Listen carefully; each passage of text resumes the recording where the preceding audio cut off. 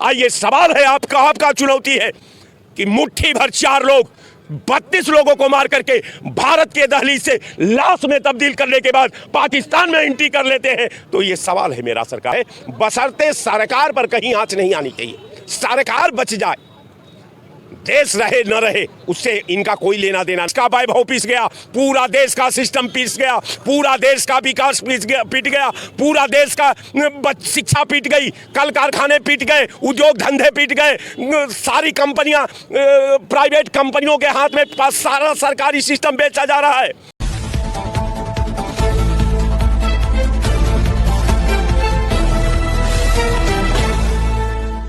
कि अब हमको पाकिस्तान के पाप का ऑपरेशन कर ही देना है। तो शक्ति की बात रही। मोदी जी ने वहां बॉर्डर पे कई गांव खाली करवा दिए हैं। मोदी जी ने नहीं, चीन ने जरूर भारत के कई गांवों को खाली करा करके अपना कब्जा कर लिया है। मोदी जी इतना इनके अंदर वो अदम्य साहस नहीं है कि ये कहीं, इनको केवल अपनी कुर्सी का मतलब है, ये कुर्सी बचाना, इनका शासन करना एक ही फितरत है। चाहे कुर्सी के लिए जितनी आहूत देना पड़े, ये सरकार एकदम कटिबद्ध है, एकदम शहादत देने को तैयार है, बशर्ते सरकार पर कहीं आंच नहीं आनी चाहिए, सरकार बच जाए, देश रहे न रहे उससे इनका कोई लेना देना नहीं, सरकार इनकी रहनी चाहिए। इसलिए कि सरकार को बचाने पर कैसे आतंकवादी आ गए। इसमें आप लोगों को मोदी जी के साथ रहना चाहिए, जबकि जात पूछ के जब गोली मारी गई तो मोदी जी के साथ रहना नहीं, जात पूछ के नहीं। देखिए, जात की परिभाषा भाजपा के भाषाओं में नहीं होगी। जाति है क्या? जाति हमारी एक परंपरा का आधार है। जाति जो है हमको जीने और समाज में रहने का मार्गदर्शन करती है। जाति जो है हमारा मान सम्मान और सामाजिक समरसता में भागीदारी का आधार होता है। लेकिन आपने ये काम नहीं किया। आपने ये क्या किया कि पूरा देश की विधा को आपने 2 चक्की में डाला। एक चक्की में जात को डाल दिया और दूसरे चक्की में ये जानते हैं कब पैदा हुआ? ये राजा बीपी सिंह के नेक बोफोर्स के घोटालों के पाप में पैदा हो गया। आज उसी वक्त जाति और धर्म पैदा हो गया। आज तक देश जाति और धर्म से बाहर नहीं आया।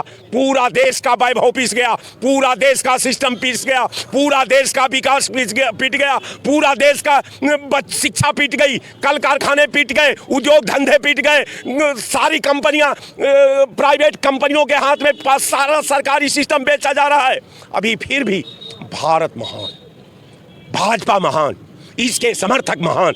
मैं भाजपा के पैरे पर सवाल नहीं खड़ा करता, लेकिन सरकार से जरूर मैं चाहता हूं कि जब सारा कवच आपने पाकिस्तान के बॉर्डर पर रखा था तो ये मुट्ठी भर लोग एंट्री कहां से लिए?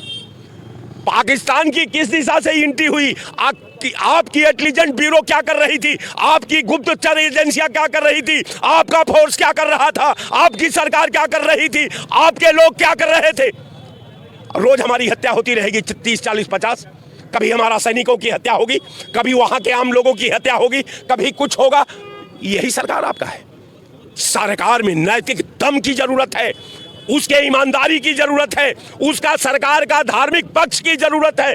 अगर धर्म विहीन लोग, धर्म का मतलब भाजपा हमको मुसलमानों से नहीं है, ईसाइयों और सिख से नहीं है। राजा का एक धर्म होता है।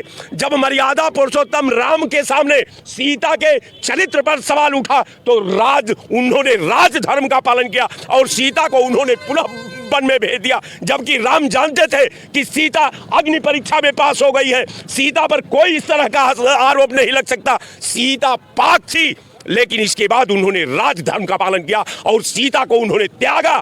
तो कहने का मेरा मतलब कि आप राजधर्म का पालन करिए। आप धार्मिक व्यवस्था का, आप कोई शंकराचार्य नहीं है, आपका राजधर्म है।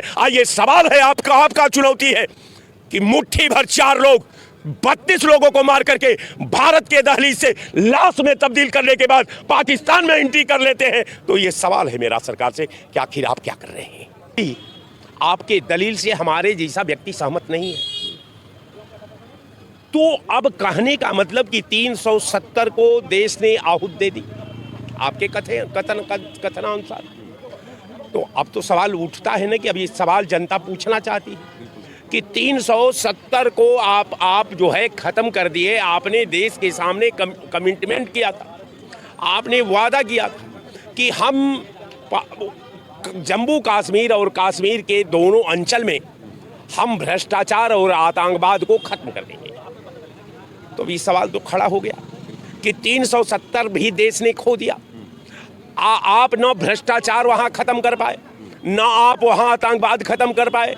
लेकिन सवाल ये है कि जिस मुल्क में सत्ता पक्ष के लोग आतंकवादियों को चुनाव लड़ाते हों, सत्ता पक्ष के लोग जो है आतंकवादियों को जेल से रिसीव करके उनको माला और गजरा चढ़ाते हों, अब वो लोग कहते हैं कि साहब हम आतंकवाद को ख़त्म कर देंगे। अब कहने का मेरा मतलब ये है कि देखिए, ये जो हमला हुआ है ये हमारे संविधान पर हमला है, हमारे प्रशासनिक स्ट्रक्चर पर हमला है, भारतीयों के भावनाओं पर हमला है और देश की एकता, अखंडता और सद्भाव के लिए तो नितांत ये चुनौती है। लेकिन सरकार अब भी, आप कहते हो कि साहब हिंदुत्व खतरे में है। अब हिंदुत्व मणिपुर में हिंदुए हैं। मणिपुर आप 1.5 साल से चल रहा है। आपके ऊपर प्रधानमंत्री को वहाँ जाने का मौका नहीं मिला। पुलवामा में 40 हमारे सैनिक मारे गए। प्रधानमंत्री और गृह मंत्री मौका पर भी जाना उचित नहीं समझा। आतंकवादी हमला हो गया, वहाँ भी 30-32 लोग मारे गए हैं, वहाँ के लिए भी। अब कहने का मेरा मतलब कि आतंकवाद, मुझे लगता है कि आतंकवाद के पीछे 3 पैरा हमको नया नज़र आता है। एक तो आतंकवाद पर चर्चा करके सत्ता पक्ष जो है अपने पाप को धो देना चाहता है।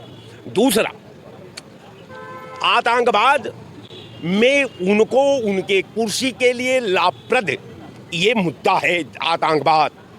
और तीसरा ये कि उनको बार बार हिंदू मुसलमान करके, बार बार देश को हिंदू मुसलमान के परिधि में ला करके उनको अपने को सुरक्षित रखना, अपने वोटों को मजबूत रखना, अपने लोगों को एक साथ रखना, ये उनका एक फितरत बन गई है। अब फितरत का नतीजा ये है कि भारत का सर जो है आज दुनिया के पटल पर झुक चुका है। अब कहने का मेरा मतलब कि आप कहते हैं कि साहब कांग्रेस ने आतंकवाद का सोशल मीडिया पे इतनी तेजी से वायरल हो रहा है कि आतंकवादियों ने जो है जाति पूछ कर, धर्म पूछ के उन लोगों को गोली मारी है। बिल्कुल, जो आपने बोया है उसी को आतंकवादी काट दिए। आप खेत पर पहुंचे नहीं तब तक आतंकवादी काट करके अलग अपने को कर लिए। कहने का मेरा मतलब कि दृढ़ इच्छा, पूर्ण विश्वास और कर्मनिष्ठा के अगर मापदंड पर भारत की अगर परंपरा का रक्षा करने की बात आती है, आतंकवाद का समूल नष्ट करने की बात आती है, तो हम समझते हैं कि सीधा 17 लोग भारतीय सेना रानाघाट में मारी गई। आज जब इच्छा शक्ति की बात आई तो अमेरिका भी पाकिस्तान के साथ खड़ा था, सारे कंट्रियां जो है पाकिस्तान के साथ खड़ी थी। लेकिन जब इंदिरा गांधी ने फैसला किया